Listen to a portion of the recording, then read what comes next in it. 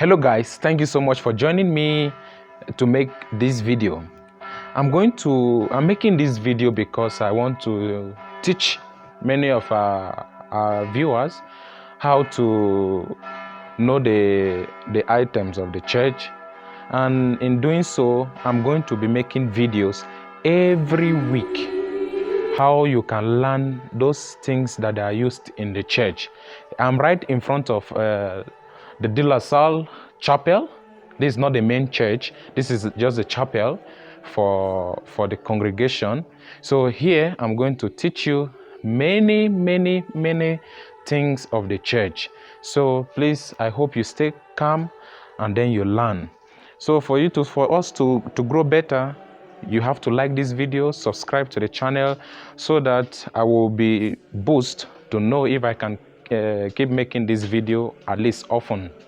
So let's go in so that I go through with you on the items of the church.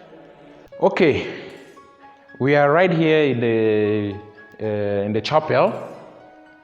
This is the chapel, and somebody may ask, what is the difference between the chapel and the main church? You know, when you're talking about the chapel and the main church, there are two different places of worship.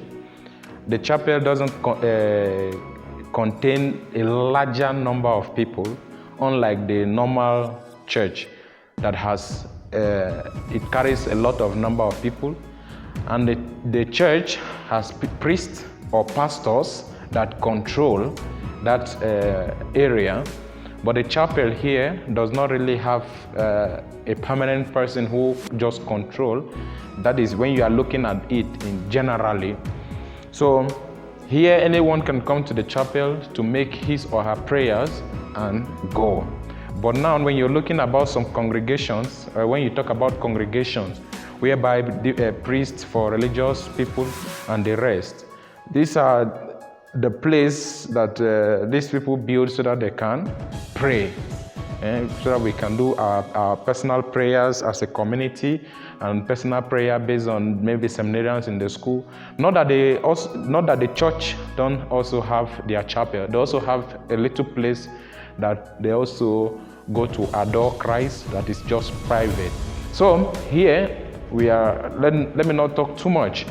Let's just go straight to some items here in the altar. So you can see this is a candle stand right in front of us here. Then we also have the crucifix. And we should always have it in mind that as Catholics, we know that the crucifix, when Jesus Christ is not here, let's just say Jesus Christ is not here on the cross, it is like this, it is called the cross. But when Jesus Christ is present on it, it is not just called a cross, but it is called the crucifix. In the main church, during procession, you see the altar server carrying a very long crucifix. They call it processional crucifix, whereby when they are beginning mass, Jesus Christ leads. Jesus Christ is the leader. So when Jesus Christ is leading, that one is called the processional crucifix. I don't know, I think we'll have it around here. So that is that. Then we talk about the ambo. The ambo here, this is called the ambo.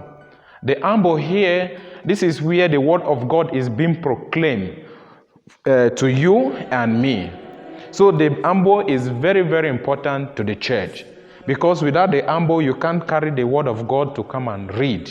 You have to place it, because you passing the word of God to the people is so much important. So we also look at the lectionary. This book is called the lectionary, and the lectionary is what contains the word of God. It is not just any mere book. It is not the books you read. It is not just a book you stay in your rooms, maybe they love books and all of that. It is the word of God that is contained in it. And we have the lectionary 1, we have the lectionary 2, and we have the lectionary 3. And they serve different purposes. When you talk about the different lectionaries, you can see we have lectionary 3 here. And this one I carried before, it's lectionary 2, which is mostly used during ordinary time in the church calendar.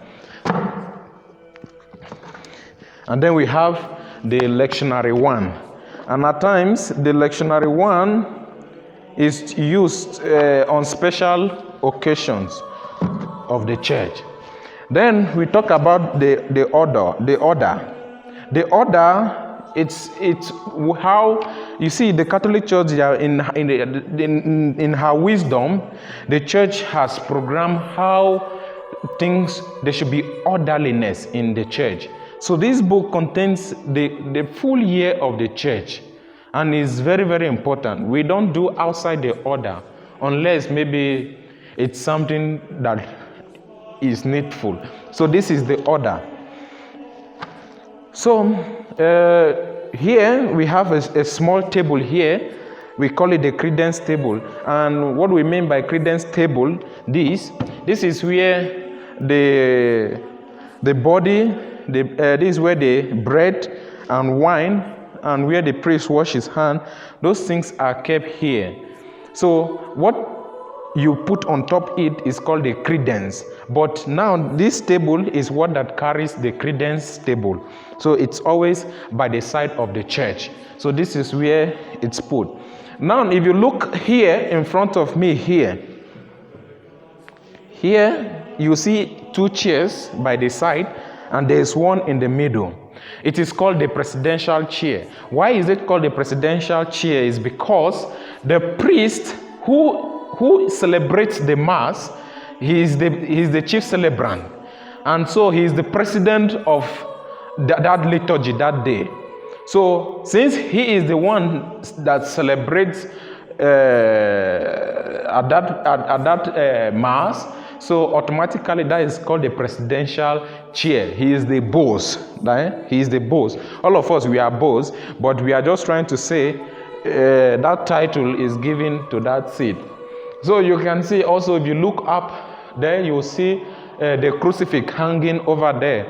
Yeah, as I've made the statement earlier, you know we have the portable crucifix, and we also have the processional one. And then we have the one that is hanging, whereby everyone comes to the church and looks on the crucifix.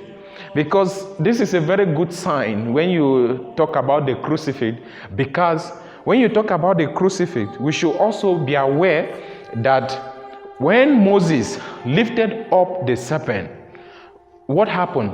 The Israelite got healed from the snake bite. We too, we are also encouraged that when we look up to Jesus Christ with our own problems, with our own difficulties, as you enter the church and you look at Jesus, even the problems you have come with faith, you will see that those your troubles will vanish. So for today, I think I'm going to end there concerning this first lesson on the items of the church. So I will see you next time on my next videos to know more of the items of the church. There are many items of the church, but I will not bulk it in one video. So subscribe, follow me, share my video, and then like the video. Also encourage your friends to subscribe so that I will know if I should continue this video. God bless you as I see you next video. Thank you.